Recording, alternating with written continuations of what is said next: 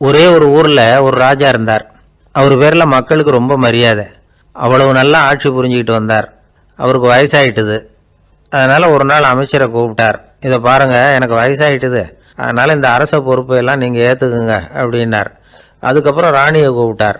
வா, நாம் இனிமேல் இங்கே இருக்க வேணாம், காட்டுக்கு போய் தவம் பண்ணலாம் அப்படின்னு கூப்பிட்டார். இந்த செய்தி மக்களுக்கு அறிவிக்கப்பட்டது. மக்கள் உடனே கூட்டம் கூட்டமாக அரண்மனைக்கு வர ஆரம்பிச்சுட்டாங்க. மன்னரை போய் பார்க்குறாங்க. அரசே, தாங்கள் எங்களுக்கு தந்தை மாதிரி. நீங்கள் காட்டுக்கு போயிட்டால் நாங்கள்லாம் இங்கே எப்படி இருக்க முடியும்? எங்களுக்கெல்லாம் எந்த துன்பமும் இல்லாமல் பார்த்துக்கிட்டு வர்றீங்க. இது மாதிரியான ஒரு அரசாட்சி இல்லைன்னா மக்கள் வாழ்ந்து என்ன பயன் அப்படின்னாங்க. இருந்தாலும் என்ன பண்ணுறது, வயசாயிட்ட காரணத்தினால இந்த முடிவுக்கு வர வேண்டியிருக்குது அப்படின்னாரா ராஜா. அப்படின்னா நீங்கள் காட்டுக்கு போக வேணாம், நாங்கள் போகிறோம். நாங்கள் அங்கே போய் தவம் பண்ணுறோம், வழிபாடு பண்ணுறோம். கடவுள் வருவார், அவர்கிட்ட வரம் வாங்கிட்டு வந்துடுறோம் அப்படின்னாங்களாம். அப்படி சொல்லிவிட்டு உடனே எல்லாரும் காட்டுக்கு போனாங்க. நாட்டு மக்கள் எல்லாரும் ஒட்டு மொத்தமாக காட்டில் உட்காந்துக்கிட்டு தவம் பண்ணுறதை பார்த்தார் கடவுள். உடனே புறப்பட்டு வந்தார். எல்லாரும் இப்படி உட்காந்துருக்கிறீங்களே, என்ன வேணும் உங்களுக்கு அப்படின்னு கேட்டார். உடனே மக்கள் எல்லாரும் ஒரு குரலில் சொன்னாங்க, சுவாமி, எங்கள் மன்னன் ரொம்ப நாளைக்கு நல்லபடியாக இருக்கணும். அவர் மகிழ்ச்சியாகவும் உடல் நலத்தோடும் இருந்தால் தான் நாங்கள் அமைதியாக வாழ முடியும் அப்படின்னாங்க. சரி, அதுக்கு என்ன செய்யணும் அப்படின்னார் ஆண்டவன். எங்கள் மன்னருக்கு இன்னும் ஒரு 100 வருஷம் ஆயுளை கொடுங்க அப்படின்னாங்க. அவ்வளவு தானே, சரி அப்படியே ஆகட்டும் அப்படின்னு சொல்லிவிட்டு ஆண்டவன் போயிட்டார். மக்கள் மகிழ்ச்சியோடு திரும்பி வந்தாங்க. மன்னா, கடவுள் வரம் கொடுத்துட்டார், நீங்கள் 100 வருஷம் வாழ போகிறீங்க அப்படின்னாங்க. இதை கேட்டதும் ராணி ராஜாவை வணங்கி, நான் தவம் செய்ய போகிறேன் அப்படின்னு புறப்பட்டாங்க. உடனே மக்கள் என்ன நினச்சாங்க தெரியுமா? ஐயோ, நாம் ராஜாவுக்கு மட்டும்தானே நீண்ட ஆயுள் வேணும்னு வரம் வாங்கினோம், ராணிக்கு வாங்கலையே, அதுதான் கோபத்தில் புறப்பட்டாங்க போல இருக்கு அப்படின்னு நினச்சி வருத்தப்பட்டாங்க. ஆனால் ராணி நினச்சது அது இல்லை. ராணி போய் தவம் பண்ணாங்க, கடவுள் காட்சி கொடுத்தார். இவங்க கேட்குறாங்க, சுவாமி, ராஜாவுக்கு மட்டும் 100 வருஷம் ஆயுள்னு வரம் கொடுத்துட்டீங்க, அப்படின்னா குடிமக்களும் 100 வருஷம் இருக்கணும். இப்படிப்பட்ட குடிமக்கள் இல்லைன்னா அப்படிப்பட்ட அரசன் இருந்து என்ன பிரயோஜனம் அப்படின்னாங்களாம். ஆண்டவன் பார்த்தார். சரி, அவங்களும் 100 வருஷம் வாழ்வாங்க, அது மட்டும் இல்லை, நீயும் 100 ஆண்டு காலம் வாழ வரமளிக்கிறேன் அப்படின்னு சொல்லிவிட்டு மறைஞ்சிட்டார். இதில் ஆண்டவன் வர்றதும் மறையிறதும் முக்கியம் இல்லை. இதில் கவனிக்க வேண்டியது ஆள்கிறவனின் விசால மனம், குடிமக்களின் விசால மனம், ஆள்கிறவன் மனைவியினுடைய விசால மனம். இப்படி ஒரு நாடு இருந்துட்டுதுன்னா எப்படி இருக்கும் வாழ்க்கை நினச்சி பாருங்கள். அதனால தான் பெரியவங்கள்லாம் சொல்கிறாங்க, இதய வாசல் திறந்தே இருக்கணும், இதயத்தின் கதவுகளை மூடாதீங்க அப்படின்னு சொல்லுவாங்க. என்கிட்ட ஒருத்தர் சொன்னார், என்னுடைய இதய வாசல் எப்பவும் திறந்தே தான் இருக்குதுன்னார். எதனால் அப்படி சொல்கிறீங்க அப்படின்னு கேட்டோம். டாக்டரே சொல்லிவிட்டார், என்னுடைய இதயத்தில் ஒரு ஓட்டை இருக்குது அப்படின்னு, வாழ்வு சரியில்லையா அப்படிங்கிறார். ஒரு காட்டில் ஒரு நரி இருந்தது. ஒரு நாள் காலை நேரம் அது தன்னுடைய இருப்பிடத்திலிருந்து வெளியில் வந்தது. கொஞ்சம் தூரம் நடந்து வந்தது. அப்போ தான் அது தன்னோட நிழலை கவனித்து பார்த்தது. பார்த்தா அது ரொம்ப நீளமாக பெருசாக இருக்குது. காலை நேரத்தில் நிழல் அப்படி தானே இருக்கும். ஆனால் அந்த நரிக்கு அந்த விஷயம் தெரியல. தன்னுடைய நீண்ட பெரிய நிழலை பார்த்து ஆச்சரியப்பட்டது. ஆஹா, நாம் இவ்வளவு பெருசாக இருக்கிறோம் அப்படின்னா என்னுடைய காலை சாப்பாட்டுக்கு ஒரு யானை இல்லைன்னா ஒரு ஒட்டகம் கிடைச்சாதான் சரியாக இருக்கும் போல இருக்கு அப்படின்னு முடிவு பண்ணிக்கிட்டுது. உடனே ஒரு யானை அல்லது ஒட்டகத்தை தேடி அலைஞ்சுது, எங்கே கிடைக்கும்னு. கிடைக்கவே இல்லை. மத்தியானம் 12 மணி ஆயிட்டுது. பசியோடு அலையுது. இப்போ தன்னோட நிழலை பார்த்தது. அது மத்தியான நிழல் எப்படி இருக்கும், அது ரொம்பவும் குறுகி போய் தெரிஞ்சுது. உடனே அந்த நரி என்ன நினச்சிக்கிட்டு தான் தெரியுமா? காலை ஆகாரம் சாப்பிடாததுனால நம்ம உடம்பு இப்படி அழிச்சு போட்டுதே அப்படின்னு நினச்சிக்கிட்டு தான். கொஞ்ச நேரம் கழித்து மறுபடியும் தன்னுடைய நிழலை பார்க்குது. அது இன்னமும் குறுகி போய் காலடியிலே வந்துட்டுது. அதுக்கு பயமாக போயிடுது. ஐயையோ, இன்னும் கொஞ்சம் நேரத்தில் நாம் இறந்துருவோம் போல இருக்க, இப்போ என்ன செய்யறது? இந்த சமயத்தில் ஒரு எறும்பு கிடைச்சா கூட போதும், அதை நம்ம காலை ஆகாரமாக நினச்சி சாப்பிட்டுள்ளாமே அப்படின்னு நினச்சிதான். நம்முடைய நிழல் கூட நம்மளை மாதிரியே தான் அடிக்கடி மாறிக்கிட்டே தான் இருக்குது. அது எப்பவும் ஒரே மாதிரி இருக்கிறது இல்லை. மனிதனுக்கு ஏற்படுகிற தன்முனைப்பு இருக்கு பாருங்க, ஈகோ, அது கூட ஒரு நிழல் மாதிரி தானா. அப்படி நினைக்க ஆரம்பிச்சுட்டா அதனால ஏதும் பிரச்சனை வராதான். தன் முனைப்பை நிழல் போலவே ஏற்றுக்கொள்ளுங்கள் அப்படிங்கிறது பெரியவங்க கருத்து. ஒரு காரியத்தை வெற்றிகரமா நல்ல விதமா செஞ்சு முடிக்கிறோம்னு வச்சுக்கோங்க, அந்த சமயத்துல ஒரு வித நுட்பமான தற்பெருமை நமக்குள்ள உண்டாகுது. இது இயற்கையானது, அதனால இது மேல பற்று வைக்கக்கூடாது. அப்படி வைக்க ஆரம்பிச்சுட்டா அந்த தற்பெருமை ஒரு நிரந்தர விருந்தாளியா நம்ம கிட்ட தங்கிக்கும். நம்ம நிழல் எப்படின்னு பாருங்க, நாம நடக்கும் பொழுது நம்ம பின்னாடியே வரும். தன்முனைப்பையும் அப்படியே நினைச்சுக்குங்க. நிழல் யாருக்கும் எந்த பிரச்சனையையும் உண்டாக்குறது இல்லை. ஆனா அந்த நிழலை கண்டே நாம பயப்பட ஆரம்பிச்சுட்டா நாம எதுலையும் வெற்றி காண முடியாது. நிழலோட சண்டை போடக்கூடாது. அது மாதிரி தன்முனைப்போடவும் நாம சண்டை போட வேண்டியதில்லை. இல்லாத ஒன்றோடு சண்டை போடுறது எப்படின்னா, அது இருட்டோட சண்டை போடுறது மாதிரி. நாம நிழல் கிடையாது, நம்ம கிட்ட இருக்கிற தன்முனைப்பு ஒரு நிழல். நம்ம நிழலையும் நமக்கு சமமா பாக்குறோம் பாருங்க, அங்கதான் சிக்கலே ஆரம்பம். இப்போ நாம நடந்து போய்கிட்டு இருக்கிறோம், நம்ம நிழல் தரையில விழுது. யாரோ ஒருத்தர் நம்ம நிழல் மேல காலை வச்சு நடந்து போறார். உடனே அவர்கிட்ட சண்டைக்கா போறோம், ஏண்டா என் நிழலை மிதிச்ச அப்படின்னு. நமக்கு தெரியும் அது நிழல் தாங்கிறது. அவர் உங்க மேல நடக்கல, உங்களுடைய நிழல் மேலதான் நடக்கிறார். அது மாதிரி உங்க தன்முனைப்பின் மேல யாராவது நடந்தா உங்களை அவமானப்படுத்துறதா நினைக்கிறீங்க. காரணம், நாமளும் நம்ம தன்முனைப்பும் ஒண்ணுங்கிற நினைப்பு தான் காரணம், மற்றபடி வேற ஒண்ணும் கிடையாது. நம்ம நிழல் மேல நடக்கிறவர் நம்மளை காயப்படுத்துறது இல்லை. தன்முனைப்பை வேண்டாத ஒன்னாவும் பார்க்க வேண்டியதில்லை. அது இயற்கை. நிழலை உங்க முன்னாடி வைக்க வேணாம், அது உங்க பின்னாடியே இருக்கட்டும். நிழலின் நிழலாகி விடாதீர்கள், நீங்கள் நீங்களாகவே இருங்கள். இதுதான் சான்றோர் சிந்தனை. ஒரு பேருந்துல ஒரே நெரிசல். ஒருத்தர் பக்கத்துல நின்றுகிட்டு இருந்தவர்கிட்ட ரொம்ப பணிவா விசாரிச்சார், ஏன் சார் நீங்க ஏதாவது பெரிய உத்தியோகத்துல இருக்கிறீங்களா அப்படின்னார். அப்படிலாம் ஒண்ணும் இல்லைங்கன்னார் அவரு. அப்படின்னா வேற ஏதாவது அரசியல்ல பெரிய பதவியில் இருக்கிறீங்களா அப்படின்னு கேட்டார். அதுவும் இல்லைங்கன்னார். சரி, பணமாவது அதிகமா வச்சிருக்கீங்களா அப்படின்னு கேட்டார். அப்படிலாம் ஒன்றும் கிடையாது சார்னார் அவரு. அப்புறம் எதுக்குடா என் காலை மிதிச்சுக்கிட்டு இருக்கிற, எடுறா காலை அப்படின்னாராம் இவர். ஒருத்தர் குதிரை ரேஸுக்கு போனார், பணம் கட்டினார், தோத்து போயிட்டார். மறுபடியும் போனார், பணம் கட்டினார், தோத்து போனார். அடுத்த தடவையும் பணம் கட்ட போனப்போ அவரை தடுத்து கேட்டோம், ஏன் சார் ஏற்கனவே விட்டது போதாதா, இன்னமும் இருக்கிறத விடணுமா அப்படின்னு கேட்டோம். விட்டதையெல்லாம் மொத்தமாக எடுக்க வேணாமா சார், அதுக்காக தான் தொடர்ந்து பணம் கட்டுறேன்னார் அவர். இவரை திருத்துறது ரொம்ப கஷ்டம். இது ஒரு மனநோய். மனநோய்களில் பல வகை உண்டு. மனநோய்கள் பிரிவு அட்டவணையில் சூதாட்டம்ங்கிறது அவதியுறும் நோய் அப்படிங்கிற தலைப்பில் வருது. சூதாட்டம் 2 வகைப்படும்னு சொல்கிறாங்க உளவியல் நிபுணர்கள். ஒரு வகை எப்படின்னா, நண்பர்களோடு சேர்ந்துக்கிட்டு மகிழ்ச்சியும் கிளர்ச்சியும் அடையிறதுக்காக ஈடுபடுறது. பிரச்சனைகளை தீர்க்கறதுல ஒரு ஆர்வம், கேளிக்கைக்காக கொஞ்சம் விட்டு பிடிக்கிறது அப்படிங்கிற மனுஷனுடைய அடி மனசில் உள்ள விபரீத பிணைய சுபாவம், இதெல்லாம் அதுக்கு காரணம். இன்னொரு வகை எப்படின்னா, சூதாட்டத்தில் ஈடுபட்டு ஒரு கட்டாய நிலைமைக்கு ஆளாயிடுறது. ஈடுபடு அப்படின்னு மனசு ஒரு வெறித்தன்மையை தூண்டிக்கிட்டே இருக்கும். இப்படிப்பட்டவங்களுக்கு நாம் தோத்துக்கிட்டு இருக்கோங்கிறது தெரியும், நாம் ஜெயிக்கிறதுக்கான சந்தர்ப்பம் இல்லைங்கிறதும் தெரியும். இதனால் நமக்கும் கஷ்டம், நம்ம சுற்றி இருக்கிறவங்களுக்கும் கஷ்டங்கிறதும் புரியும். அப்படி இருந்தும் சூதாடுவாங்க. இதுக்கு காரணம் சூதாடியின் பகற்கனவு அப்படிங்கிறாங்க நிபுணர்கள். இந்த நிலைமைக்கு கட்டாய சூதாட்டம் அல்லது நிர்பந்த சூதாட்டம் அப்படின்னு பேர் வச்சிருக்கிறாங்க. இப்படிப்பட்ட ஆசாமி இருக்கிறது பூரா விட்டுருவான், கடன் வாங்குவான், திருடுவான். இருந்தாலும் என்னைக்காவது ஒரு நாள் ஜெயிச்சிருவேன் அப்படின்னு சொல்லிக்கிட்டே இருப்பான். விட்டதை எடுத்துருவேங்கிற ஒரு நம்பிக்கை சுடர் அவனுக்குள்ளே எரிஞ்சுக்கிட்டே இருக்கும். இவனை மனநோயாளி அப்படின்னு சொல்லிட முடியாதான். என்ன காரணம்னா, இது மாதிரி ஆளுங்க கிட்ட மன போராட்டமோ கவலையோ பதட்டமோ இருக்கிறது இல்லை. சில விசேஷமான குணங்கள் இவங்க கிட்ட உண்டு. எதிர்ப்பு உணர்ச்சி, சிறுபிள்ளைத்தனம், சட்ட திட்டங்களையும் சம்பிரதாயங்களையும் உட தெரியாத மனப்போக்கு, பொறுப்பில்லாத தன்மை, நெறி தவறி நடக்கிறது எல்லாம் இவங்ககிட்ட உண்டு. ஆனால் வெளிப்பார்வைக்கு ரொம்ப சிநேகமாக இருப்பாங்க, அன்பாக இருப்பாங்க. அப்படி இருக்கிறதாக காட்டிக்குவாங்க. ஆதாயம், சுயலாபம் இதெல்லாம் கருதி தான் பழகுவாங்க. இவங்க கேட்குறப்ப நாம் பணம் கொடுக்கலன்னு வச்சுக்கோங்க, நம்மளை கை விட்டுருவாங்க.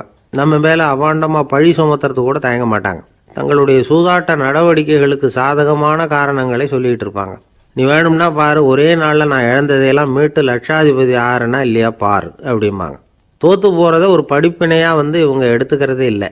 தோற்று போகிறதுலேயே இவங்களுக்கு ஒரு அலாதியான சுகம்.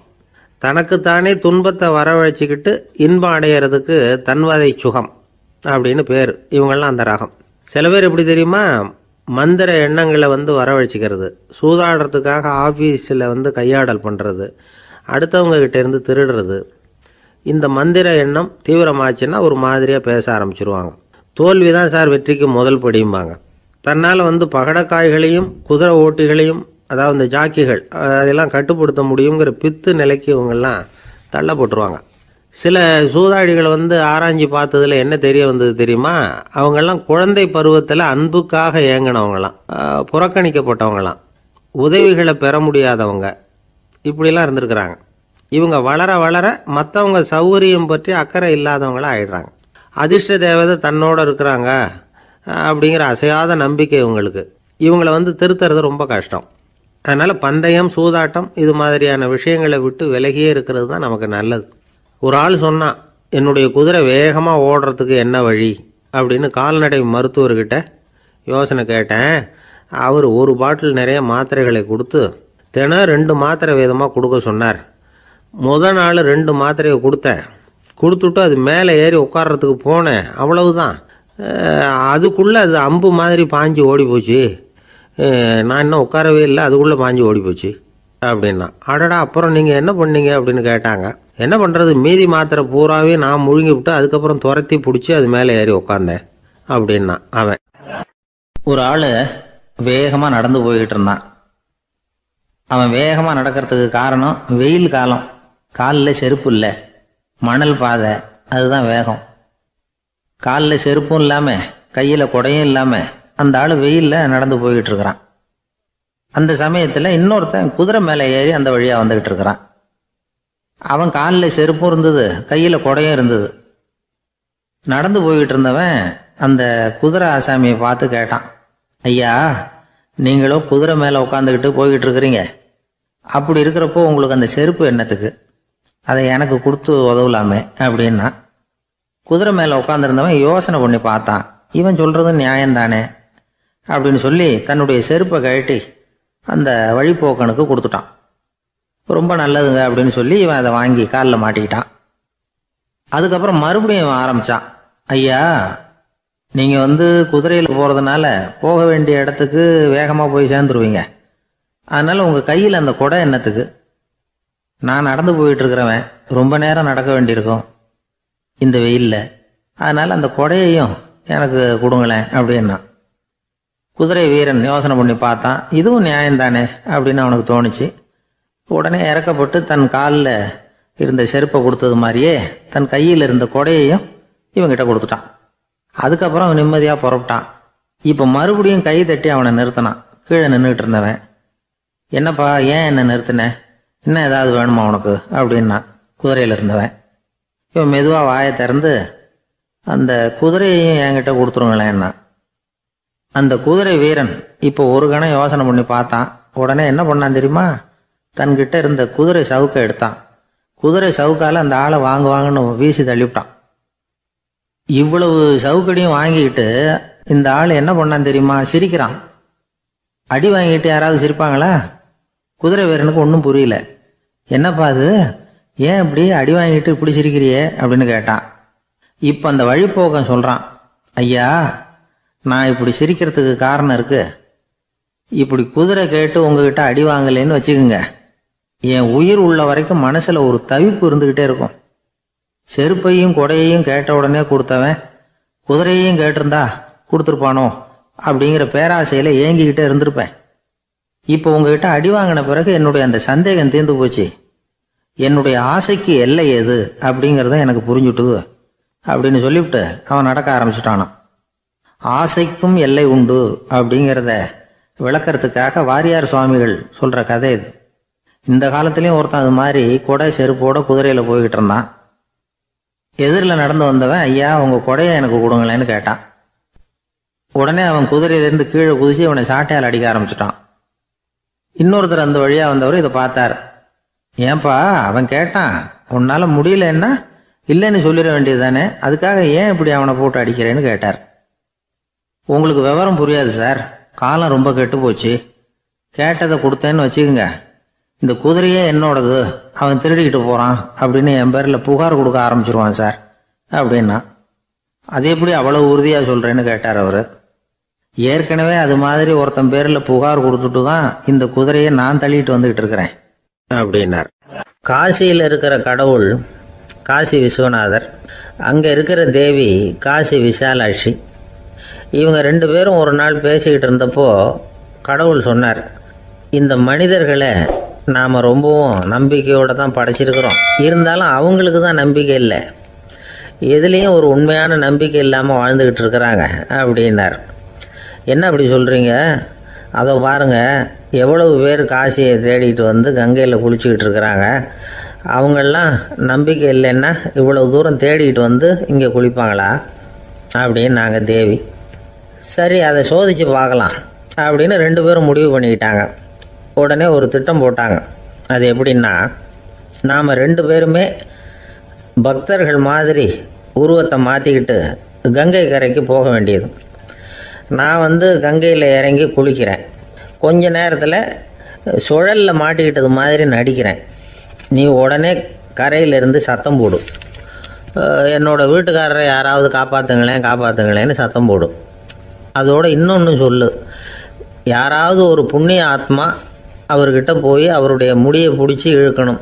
அப்படி ஒரு சாபம் இருக்குது எங்களுக்கு. புண்ணிய ஆத்மா, அதாவது எந்த பாவமும் செய்யாத இல்லாத ஒருத்தர் தான் அவரை காப்பாற்ற முடியும். அப்படிப்பட்டவங்க யாராவது வெள்ளத்தில் குதித்து என்னுடைய கணவரை காப்பாற்றுங்கோ அப்படின்னு நீ சத்தம் போடு, கூச்சல் போடு, என்ன நடக்குதுன்னு பார்க்கலாம் அப்படின்னார் கடவுள். சரின்னு சொல்லி 2 பேருமா சாதாரண பக்தர்கள் மாதிரி கங்கை கரைக்கு வந்து சேர்ந்தாங்க. அவர் இறங்கி குளித்தார். திட்டம் போட்டது மாதிரியே சுழலில் மாட்டிக்கிட்டது மாதிரி கத்துனார். கரையில் இருந்த அந்த அம்மா, ஐயோ என் கணவரை காப்பாற்றுங்களேன், யாராவது காப்பாற்றுங்களேன்னு கத்துனாங்க. பல பேர் ஓடி வந்தாங்க. உடனே இவங்க, பாவம் இல்லாத புண்ணிய ஆத்மா ஒருத்தரால் தான் என்னுடைய கணவர் காப்பாற்றப்படணுங்கிறது விதி, அப்படி ஒரு சாபம் இருக்குது, அதனால் புண்ணிய ஆத்மா யாராவது அவர்கிட்ட போய் அவர் முடியை பிடிச்சி தூக்கினா அவரை காப்பாற்றி போடலாம் அப்படின்னாங்க. இவங்க இப்படி சொன்னதும் எல்லாரும் திகைச்சு போய் நின்றுட்டாங்க. ஒவ்வொருத்தருக்கும் அவங்க செஞ்ச பாவம்லாம் ஒவ்வொன்றா ஞாபகத்துக்கு வர ஆரம்பிச்சுட்டுது. சரி, இதுக்கு நாம் லாயக்கு இல்லை அப்படின்னு சொல்லி ஒதுங்கி போக ஆரம்பிச்சிட்டாங்க எல்லாம். இந்த சமயத்தில் யாரோ ஒருத்தர் வேகமாக ஓடி வந்தார், ஆற்றுல குதிச்சார். அவர்கிட்ட போனார், முடியை பிடிச்சார், தூக்கினார், அவரை காப்பாற்றி கரைக்கு கொண்டுட்டு வந்துட்டார். அப்படி காப்பாற்றின அந்த ஆளை இவங்க 2 பேரும் தனியாக கூப்பிட்டுக்கிட்டு ஒரு மண்டபத்துக்கு வந்துட்டாங்க. வந்து விசாரிக்கிறாங்க. நீ யாரப்பா அப்படின்னு கேட்குறாங்க. ஏதும் தெரியாத மாதிரி, நான் இந்த ஊர் அன்ன சத்திரத்தில் வேலை செய்கிற ஒரு சமையல்காரன் அப்படிங்கிறார். நீ வந்து கங்கையில் குளிக்கிறது உண்டான்னு கேட்டிருக்காங்க. நான் இந்த ஊர்லேயே தான் இருக்கிறேன், இருந்தாலும் தினமும் கங்கையில் குளிக்கிறது இல்லை, எப்பாவது ஒரு நாள் அங்கே குளிப்பேன் அப்படின்னார். கங்கையில் மூழ்கி எழுந்திரிச்சா பாவம்லாம் தொலையும்னு சொல்கிறாங்க. அப்படி இருக்கிறப்போ அங்கே இன்றைக்கி கங்கையில் குளிச்சுக்கிட்டு இருக்கிறவங்கெல்லாம் தங்களை வந்து புண்ணிய ஆத்மாவா நினைக்கல. கங்கையில் குளிக்காத நீ உன்னை வந்து புண்ணிய ஆத்மாவா நினச்சி என்னை காப்பாற்ற வந்திருக்கிற, அது எப்படி அப்படின்னு கேட்டார். அதுக்கு அந்த ஆள் சொல்கிறான், கங்கையில் குதித்ததுக்கு அப்புறம் தானே உங்களை காப்பாற்ற போகிறோம், அப்படி குதிக்கும் பொழுது என்னுடைய பாவம்லாம் போயிருக்கும்ல, நான் புண்ணிய ஆத்மாவாக ஆயிருப்பேனே, அதனால தான் துணிஞ்சு வந்து உங்களை காப்பாற்றினேன் அப்படின்னா. கடவுளும் தேவியும் அவனுக்கு வந்து காட்சி கொடுத்தாங்களாம். இப்படி ஒரு கதை உண்டு. அதாவது கங்கையில் குளிச்சுக்கிட்டு இருக்கிறவங்களுக்கே தங்களுடைய பாவம் போகுங்கிற நம்பிக்கை பரிபூர்ணமாக இல்லை, குளிக்காத ஒருத்தனுக்கு அந்த நம்பிக்கை இருந்தது. அதனால் அவனால் கடவுளை பார்க்க முடிஞ்சது. கடவுளை வந்து நாமளும் பார்க்க முடியுமா முடியாதா அப்படிங்கிற குழப்பம்லாம் நமக்கு வேண்டியதில்லை. நம்பிக்கையோடு வாழணுங்கிற உண்மையை மட்டும் இந்த கதையிலேருந்து புரிஞ்சுக்கிட்டால் போதும். ஏன்னா இந்த கதையை கேட்டுட்டு ஒரு நண்பன் குதர்க்கமாக ஒரு கேள்வி கேட்டான். ஏன் சார், கங்கையில் குளித்தா பாவம் போயிடும்னு சொல்கிறீங்களே, நான் எனக்கு வேண்டாத ஒருத்தனை அழைச்சிட்டு போய் கங்கையிலேயே தள்ளி விட்டுட்டு அதுக்கப்புறம் அங்கேயே முழுக்க போட்டுட்டு நான் செஞ்ச பாவத்தை வந்து அதுலேயே கழுவி விட்டுட்டு மறுபடியும் உங்ககிட்ட வந்துடுறேன்னு வச்சுக்கோங்க, நீங்கள் என்னை வந்து புண்ணிய ஆத்மான்னு ஏற்றுக்குவீங்களா அப்படிங்கிறான். ஆள் கொஞ்சம் அசந்தான் நம்மளே அங்கே அழைச்சிட்டு போனாலும் போயிடுவான். ஒரு மனுஷனுக்கு 3 விதத்தில் கர்வம் உண்டாகிறதுக்கு வாய்ப்பு உண்டு. பணம், பதவி, புகழ். பணம் அதிகமாக வந்தால் கர்வம் வரலாம், பதவி பெருசாக வந்துட்டுதுன்னா கர்வம் வரலாம், புகழ் அதிகமாக போனாலும் கர்வம் வரலாம். இந்த 3 வகையான கர்வத்துக்கும் இடம் கொடுக்காம இருக்கிறாங்க பாருங்கள், அவங்க தான் சிறந்த மனிதர்கள். ஒரு பெரிய பொறுப்பில் இருக்கிறவங்களுக்கு கர்வம் வந்துடக்கூடாது. அப்படி வந்துட்டுதுன்னா அது எல்லாருக்கும் இடைஞ்சல். ஒரு ராஜா இருந்தார். அவர் ஒரு நாள் தன்னுடைய தலைநகரத்தை சுற்றி வந்துக்கிட்டு இருந்தார். ஒரு இடத்துல ஒரு அழகான நிலத்தை பார்த்தார். ஆஹா, இந்த இடத்துல நமக்குன்னு ஒரு மாளிகையை கட்டினா எவ்வளோ நல்லா இருக்கும் அப்படின்னு நினச்சார். ராஜா நினச்சா அது முடியாத காரியமா? சரி, இந்த நிலம் யாருக்கு சொந்தம்னு விசாரிங்க அப்படின்னார் பக்கத்தில் இருந்தவங்கக்கிட்ட. அவங்கெல்லாம் ஓடி போய் விசாரித்தாங்க. அந்த இடம் வந்து ஒரு வயசான கிழவிக்கு சொந்தம், வயசான அம்மாவுக்கு சொந்தமாக. அந்த அம்மா தான் அதில் ஒரு குடிசையை போட்டு குடியிருந்துக்கிட்டு இருக்கிறாங்க. சரி, அந்த நிலத்துக்கு வந்து ஒரு விலையை நிர்ணயம் பண்ணி அதை அந்த வயசான அம்மாக்கிட்ட கொடுத்துருங்கோ அப்படின்னு உத்தரவு போட்டார் ராஜா. ஆனால் அந்த அம்மா இது எங்கள் பூர்வீக இடம், இதை விற்க மாட்டேன் அப்படின்னு சொல்லிவிட்டுது. சரி, 2 பங்கு விலை கொடுக்குறோம்னு சொல்லி பாருங்க அப்படின்னாங்க. அப்படியே சொன்னாங்க அரண்மனை ஆட்கள். அதுக்கும் சம்மதிக்கலை அந்த அம்மா. இதை கேள்விப்பட்டதும் ராஜாவுக்கு கோபம் வந்துட்டுது. தன்னுடைய ஆளுங்களை கூப்பிட்டார். போய் அந்த குடிசையை பிரிச்சேரிங்க, காசெல்லாம் ஒன்றும் கொடுக்காதீங்க அப்படின்னு கத்தினார். அவ்வளோதான். அடுத்த நிமிஷம் அரண்மனை ஆசாமிகள் போனாங்க, குடிசையை பிரித்து எரிஞ்சாங்க. அந்த வயசான அம்மா இருக்கு, அதுவும் அந்த இடத்த விட்டு துரத்தி விட்டாங்க. அந்த இடத்துல ஒரு அரச மாளிகையை கட்டி முடிச்சிட்டாங்க. அந்த வயசான அம்மா பாவம், ராஜாவே இப்படி பண்ணால் யாருக்கிட்ட போய் முறையிட முடியும்? ஒரு ஞானி இருந்தார், அவர்கிட்ட போய் சொன்னாங்க. அவர் இவங்க சொன்னதை கேட்டு மனசில் வச்சுக்கிட்டார். ஒரு நாள் அந்த ராஜாவே இந்த ஞானியை கூப்பிட்டார். புதுசாக ஒரு மாளிகை கட்டியிருக்கிறேன், வந்து பாருங்கன்னு. சரின்னு சொல்லி இந்த பெரியவர் ஒரு நாள் இந்த மாளிகைக்கு போனார். சும்மா போகல, ஒரு கழுதையையும் ஓட்டிகிட்டு போனார். கொஞ்சம் சாக்குகள், வெத்து சாக்கு, அதையும் எடுத்து கழுதை முதுகில் போட்டு கழுதையை ஓட்டிகிட்டு போகிறார். ராஜா பார்த்தார். அவருக்கு இது ஆச்சரியமாக இருந்தது. என்ன இது, மாளிகைக்கு வந்துட்டு போங்கன்னு கூப்பிட்டா கழுதை சாக்கு இதெல்லாம் கொண்டு வராரே, ஒன்றும் புரியலையேன்னு நினச்சார். எதுக்காக இதெல்லாம்னு கேட்டார். அரசருடைய தோட்டத்திலேருந்து கொஞ்சம் மண் எடுத்துகிட்டு போகிறதுக்கு ஆசைப்பட்றேன், அதுக்கு நீங்கள் அனுமதி கொடுக்கணும் அப்படின்னார் இவர். இது என்ன வேடிக்கையான கோரிக்கையாக இருக்குது அப்படின்னு நினச்சார் ராஜா. இருந்தாலும் மண்ணு தானே கேட்குறாரு, எடுத்துகிட்டு போகட்டுமே அப்படின்னு நினச்சார். சரின்னு அனுமதி கொடுத்தார். அந்த பெரியவர் தோட்டத்துக்கு போனார், மண்ணை வெட்டினார், சாக்கில் போட்டு நிரப்புனார். ராஜாவை கொஞ்சம் கிட்ட வாங்கன்னு கூப்பிட்டார். இந்த மண் மூட்டையை தூக்கி கழுதையோட முதுகில் வைக்கணும், கொஞ்சம் உதவி பண்ணுங்கன்னார். ஓ, பண்ணுறேனே அப்படின்னு சொல்லி ராஜா கிட்ட போனார். மூட்டையை தூக்கி பார்க்குறாரு, முடியல, திணறி போயிட்டார். இப்போ அந்த ஞானி பேசினாராம். அரசே, இந்த ஒரு சாக்கு மண்ணையே உங்களால் தூக்க முடியல, அந்த கிழவிகிட்ட இருந்து அந்த அக்கிரமமாக அபகரித்த இந்த தோட்டம் பூராவையும் சுமக்கணும்னு ஆசைப்படுறீங்களே, அது உங்களால் முடியுமா அப்படின்னு கேட்டாராம். ராஜா யோசனை பண்ண ஆரம்பித்தார்.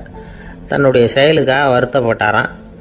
அந்த வயசான அம்மாவை உடனடியாக வரவழைச்சார். தாயே, தப்பு பண்ணிட்டேன், என்னை மன்னிச்சுக்குங்க, இன்னையிலேருந்து இந்த மாளிகையும் தோட்டமும் உங்களுக்கு தான் சொந்தம் அப்படின்னு சொல்லிவிட்டாராம். போகிறப்ப இந்த உலகத்திலேருந்து எண்ணத்தை எடுத்துகிட்டு போக போகிறோம், அதனால் ரொம்பவும் அலட்டிக்க வேண்டியதில்லை, கர்வப்பட வேண்டியதில்லை அப்படிங்கிறது ஒரு பெரிய உபதேசம். ஒரு பெரிய மனுஷன் சாக கிடந்தார், ரொம்பவும் அழுதார். ஏன் அழறீங்க அப்படின்னு கேட்டாங்க சுற்றி இருந்தவங்க. நான் சாகிறதுக்காக கவலைப்படலை, நான் நம்ம ஜனங்களுக்காக எவ்வளவோ காரியம்லாம் செஞ்சுக்கிட்டு வந்தேன். நான் செஞ்சுக்கிட்டு வந்த சேவையை இனிமேல் யார் செய்ய போகிறாங்க, அது யாரால் முடியும், அதை நினச்சி தான் அழறேன் அப்படின்னாராம். ஒருத்தர் முன்னாடி வந்தார். அதுக்காக நீங்கள் கவலைப்படாதீங்க, உங்கள் சேவையை தொடர்ந்து செய்கிறதுக்கு என்ன மாதிரி இளைஞர் பட்டாலும் தயாராக இருக்குது, இருந்தாலும் எங்கள் கவலை என்னென்னா அப்படின்னு இழுத்தார். என்ன சொல்லுங்கன்னு கேட்டார் அவர். நீங்கள் இது வரைக்கும் என்ன சேவை செஞ்சுக்கிட்டு வந்தீங்க, அதுதான் எங்களுக்கு இன்னமும் புரியாத புதிராக இருக்குது அப்படின்னாராம் அவர். ஒரு நண்பர், சினிமா படம் தயாரிக்கிறவர், அவர்கிட்ட ஒரு நாள் பேசிக்கிட்டு இருந்தேன். அது எப்படி சார், நீங்கள் எடுக்கிற எந்த படமும் கையை கடிக்காத அளவுக்கு எடுத்துடுறீங்களே, அது எப்படின்னு கேட்டேன். அது ஒன்றும் பெரிய விஷயம் இல்லை சார், பெண்களுக்குன்னு சில உருக்கமான காட்சிகள், இளைஞர்களுக்குன்னு சில நடனங்கள், அடிதடி காட்சிகள், அப்புறம் வயசானவங்களுக்குன்னு சில ஆன்மீக காட்சிகள், சின்ன பிள்ளைங்களுக்கு சிரிப்பு, இப்படி எல்லாமும் சேர்த்து நான் படம் எடுக்கிறேன். மசாலா படம்னு பேர். இது ரொம்ப பெருசாக இல்லைன்னாலும் ஓரளவுக்கு சுமாராக ஓடிடும், கையை கடிக்காது அப்படின்னார். இது ஒரு உத்தி.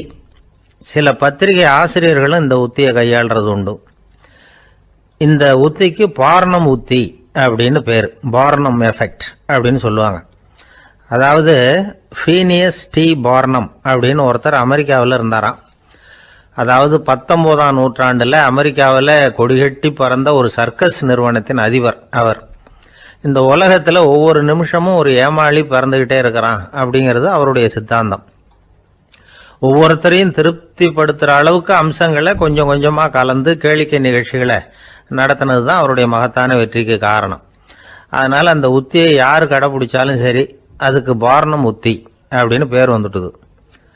ஜோசியம் சொல்கிறவங்களுக்கும் இந்த உத்தி தான் கை கொடுக்குது.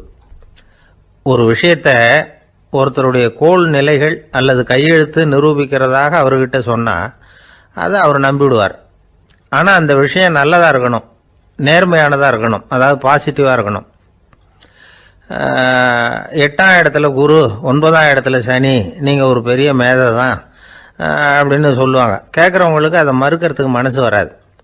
அப்படி சொல்லும் பொழுது கூடவே என்ன கொஞ்சம் முன்கோபம் அதிகமாக இருக்கும், இருந்தாலும் அது உடனே மறைஞ்சிரும் அப்படின்னு சில அற்ப விஷயங்களையும் சொன்னாலும் அதையும் சரிதான்னு சொல்லி ஒத்துக்குவாங்க. ஆளுமையை எடை போடுகிற ஒரு நிறுவப்பட்ட உத்தியின் மூலமாக தன்னுடைய குணாதிசயங்கள் கண்டுபிடிக்கப்பட்டதாக அவர் நம்புறது தான் இதுக்கு காரணம். இந்த மாதம் பணத்தட்டுப்பாடு கொஞ்சம் இருக்கும், உடம்புல ஏதாவது கொஞ்சம் அசௌகரியம் இருக்கும், வீட்டுக்குள்ளே லேசாக மனஸ்தாபம் வரலாம், இது மாதிரி பொதுப்படையாக சிலதை சொன்னாலே போதும், மக்களை நம்ப வச்சுடலாம். இதெல்லாம் நமக்கு மட்டும்தான் ஏற்படுது அப்படின்னு சொல்லி அவங்க நினைக்கிறது தான் காரணம். இதுதான் பார்னம் உத்திங்கிறது. மனிதர்கள் பாராட்டுக்களை விரும்புகிறதும் விமர்சனங்களை வெறுக்கிறதும் பார்னம் உத்தியின் அடுத்த கூறு. அதனால் ஒருத்தருக்கு ஜோசியம் சொன்னாலும் சரி, அவருடைய ஆளுமையை மதிப்பிடுறதாக இருந்தாலும் சரி, அவரை புகழற மாதிரி இருந்தாலும் சரி, அப்படி இருந்தால் தான் அது சரியாக இருக்கும். சாதகமான விஷயங்களை அதிகமாகவும் பாதகமான விஷயங்களை நாசூக்காகவும் சொன்னால் மக்கள் அதை நம்பிவிடுவாங்க. ஒருத்தரை கருமின்னு சொன்னால் ஏற்றுக்க மாட்டார். அதையே கொஞ்சம் மாற்றி நீங்கள் கொஞ்சம் சிக்கனமான ஆசாமி அப்படின்னு சொன்னால் நீங்கள் சொல்கிறது சரிதான் சார் அப்படிம்பார். நீங்கள் பெரிய செலவாளி தான், இருந்தாலும் நல்ல விஷயங்களுக்கு தான் செலவழிப்பீங்க அப்படின்னு சொல்லணும். இப்படி இந்த பார்னம் உத்தியை கடைபிடிச்சி இன்னைக்கு வெற்றிகரமாக காலம் தள்ளுறவங்க நிறைய பேர் இருக்கிறாங்க. இந்த உலகத்தில் ஒவ்வொரு நிமிஷமும் ஒரு ஏமாளி பறந்துக்கிட்டே இருக்கிறான் அப்படிங்கிறது தான் ஃபீனியஸ் பார்னம் அவர்களுடைய நம்பிக்கை. அதை விட அடுத்தவங்களை ஏமாளியாக நினைக்கிற மனுஷர்கள் தான் இன்னைக்கு உலகத்தில் ரொம்ப அதிகம். ஒருத்தர் தன்னுடைய மேல் அதிகாரிகிட்ட போய், ஐயா ஒரு நாள் லீவு வேணும், என் தங்கச்சிக்கு கல்யாணம் அப்படின்னார். அவர் பார்த்தார், ஒரு 10 நிமிஷம் வெளியில் இருங்கன்னார். 10 நிமிஷம் கழித்து கூப்பிட்டார், இதை பாருங்க, நீங்கள் சொல்கிறது பொய், இப்போ உங்கள் தங்கச்சிக்கு ஃபோன் பண்ணேன், அவங்க தனக்கு 2 வருஷத்துக்கு முன்னாடியே கல்யாணம் ஆகிட்டதாக சொல்கிறாங்க அப்படின்னார். உடனே இவர் சொன்னார், சார் இப்போ நீங்கள் சொல்கிறதும் பொய்யாதான் இருக்கணும், ஏன்னா நிஜமாக எனக்கு ஒரு தங்கச்சியே கிடையாது அப்படின்னார். போய்கிட்டு இருந்தார். அவர் தோளில் ஒரு பெரிய துணி மூட்டை, அதை சுமந்துக்கிட்டு கடத்தெருவை நோக்கி அவர் போய்கிட்டு இருக்கிறார். வழியில் அவரை சந்தித்தார் உமர். அவர் கேட்டார், கலீஃபா அவர்களே எங்கே புறப்பட்டுட்டீங்க அப்படின்னு கேட்டார். கலீஃபான்னா ஆட்சி தலைவர்னு அர்த்தம். இதுக்கு அவர் சொன்னார், நான் துணி வணிகம் செய்கிறவன், அதனால் துணி வியாபாரம் செய்கிறதுக்காக போயிட்டுருக்கிறேன்னார். நீங்கள் இப்போ இந்த நாட்டுக்கு ஆட்சி தலைவர், ஆட்சி பொறுப்பில் இருக்கிறீங்க, நீங்கள் வியாபாரம் செய்ய போட்டால் அரசு பணிகளை செய்கிறது யார் அப்படின்னு கேட்டார் அவர். நான் அரசு பணிகளை மட்டுமே செஞ்சுக்கிட்டு இருந்தா என் குடும்பத்தை காப்பாற்றுறது யார் அப்படின்னு கேட்டார் அவர். இப்படி கேட்டவர் யார் தெரியுமா? அவர் தான் அபூபக்கர், இறை தூதர் முகமது அவர்களுக்கு பிறகு கலீஃபாவாக தேர்ந்தெடுக்கப்பட்டவர். அப்போலாம் ஆட்சி தலைவர்களுக்கு சம்பளம்னு எதுவும் கிடையாது. இந்த பிரச்சனையை எப்படி தீர்க்கிறதுன்னு யோசனை பண்ணார் உமர். அபு உபைதா அவர்கள்கிட்ட அழைச்சிட்டு போனார். அவர் யாருன்னா, அவர் தான் பொது நிதி கருவூலத்தின் பொறுப்பாளர். அவர்கிட்ட பிரச்சனையை சொன்னார். இது மாதிரி ஆட்சி தலைவருக்கு பொது நிதியிலிருந்து ஊதியம் அளிக்க முடியுமான்னு கேட்டார். பொது நிதி விதிகளின்படி அதுக்கு சாத்தியம் இல்லைன்னு சொல்லிவிட்டார் அவர். சரி, வேற ஏதாவது வழி இருக்குதான்னு கேட்டார் உமர். அபு உபைதா கொஞ்சம் யோசனை பண்ணி பார்த்தார். அப்புறமா சொன்னார், மக்காவிலிருந்து மதீனாவுக்கு குடிபெயர்ந்து வந்த அகதிகளுக்கு நிதி உதவி அளிக்கிறதுக்கு விதிகளில் இடம் இருக்கு. அப்படி பார்த்தா அபூபக்கரும் அகதி தானே, அதனால எல்லா அகதிகளுக்கும் கொடுக்கறது மாதிரியே அவருக்கும் ஒரு தொகை அளிக்கலாம்னார். கலீஃபா அபூபக்கருக்கு இந்த அகதி உதவி தொகையைத்தான் கொடுத்துட்டு வந்தாங்களாம். குடும்ப செலவுக்கு அது போதுமானதா இல்லை. இருந்தாலும் கலீஃபாங்கிறதுக்காக மற்ற அகதிகளை விட அதிகமாக தொகையை பெற அவர் விரும்பலை. மார்பு பக்கம் கிழிஞ்சிருந்த ஒரு மேலாடையை தான் அவர் அணிஞ்சிருந்தார். அவருடைய துணைவியார் அஸ்மா அவங்க ஒரு நாள் தேன் அருந்த ஆசையாக இருக்குன்னாங்களாம். நமக்கு கிடைக்கிற ஊதியம் குடும்ப செலவுக்கே போதுமானதா இல்லையே, இந்த நிலையில் தேன் வாங்குறதுக்கு காசுக்கு நான் எங்கே போவேன்ருக்கார் அவர். கொஞ்ச நாள் கழித்து அவங்க ஒரு தொகையை அவர்கிட்ட கொடுத்து தேன் வாங்கிட்டு வர சொன்னாங்களாம். இவருக்கு ஆச்சரியம், ஏது இந்த பணம்னு கேட்டிருக்காரு. நீங்கள் தினமும் குடும்ப செலவுக்காக கொடுத்துக்கிட்டு வந்த பணத்தில் கொஞ்சம் கொஞ்சமாக மிச்சப்படுத்தி வச்சேன்னாங்களாம். அபூபக்கர் அந்த பணத்தை எடுத்துக்கிட்டு நேராக பொது நிதி கருவூல பொறுப்பாளர்கிட்ட போனார். இந்த பணத்தை பொது நிதியில் சேர்த்துருங்க, இது அதிகப்படியாக எனக்கு தரப்பட்டு வந்த ஊதியம், அடுத்த மாதத்துலேருந்து இந்த தொகையை குறைச்சிங்கன்னு வேற சொல்லிவிட்டாராம். பசியை தணிக்க தேவையான அளவு உணவு, ஒரு ஜோடி உடை, இதை தவிர கூடுதலாக மக்கள் பொது நிதியிலிருந்து வாங்கிக்கிறதுக்கு என் குடும்பத்தாருக்கு உரிமை இல்லை அப்படின்னு சொல்லி கண்டிப்பாக சொல்லிவிட்டாராம். அவர் வாங்கிட்டு வந்த அந்த குறைந்த ஊதியம் கூட அவர் மனசை உறுத்திக்கிட்டே இருந்தது. கடைசி நேரம் அவர் தம்முடைய மகள் ஆயிஷா அவர்களை அழைச்சார். மகளே, இதுவரைக்கும் பொது நிதியிலிருந்து நான் வாங்கிட்டு வந்த தொகை என்னுடைய இதயத்தில் பாரமாக அழுத்திக்கிட்டு இருக்கு. என் தோட்டத்தை விற்று அதில் வர்ற பணத்திலிருந்து நான் இதுவரைக்கும் வாங்கிட்டு வந்த ஊதிய தொகையை கணக்கு போட்டு பொது நிதியில் சேர்த்துடு அப்படின்னாராம். பதவி ஏற்கிறதுக்கு முன்னாடி தன்கிட்ட இருந்ததை விட இப்போ கூடுதலாக என்ன சொத்து இருக்குன்னு பார்த்துருக்கார். ஒரு ஒட்டகம், ஒரு கோப்பை, ஒரு பணியாள். இதையும் அடுத்தபடியாக கலீஃபாவா வர்றவர்கிட்ட ஒப்படைச்சிருங்க அப்படின்னு விட்டாராம். அதே மாதிரி அடுத்து வந்த உமர்கிட்ட ஒப்படைச்சாங்க. அப்போ உமர் சொன்னாராம், அபூபக்கரே, இந்த முன்மாதிரியால் உங்களுக்கு பிறகு இந்த ஆட்சி பொறுப்பை ஏற்கிறவர்களை பெரும் நெருக்கடிக்கு ஆளாகி விட்டீங்க அப்படின்னு சொல்லி ரொம்ப கண் கலங்கினாராம். கடைசியாக அபூபக்கர் தன்னுடைய குடும்பத்தாருக்கு விட்டு சென்ற சொத்து ஒரு படுக்கை விரிப்பு, ஒரு போர்வை, அவ்வளவுதான். இது சிந்திக்க வேண்டிய ஒரு செய்தி. ஒரு ஊரில் ஒரு மன்னர் இருந்தாராம். அமைச்சர் அவர்கிட்ட சொன்னாராம், மன்னா, நம்ம ராஜ்யத்தில் இனிமே லஞ்ச ஊழலே இருக்காதுன்னாராம். ஆஹா, அப்படின்னா ஊழல் பேர் வழிகளையெல்லாம் நாடு கடத்தியாச்சா அப்படின்னு கேட்டிருக்காரு மன்னர். இதுக்கு அவர், அப்படி இல்லைங்க, இனிமே கொடுக்கறதுக்கு ஜனங்கள்கிட்ட பணமே இல்லை அப்படின்னாராம்.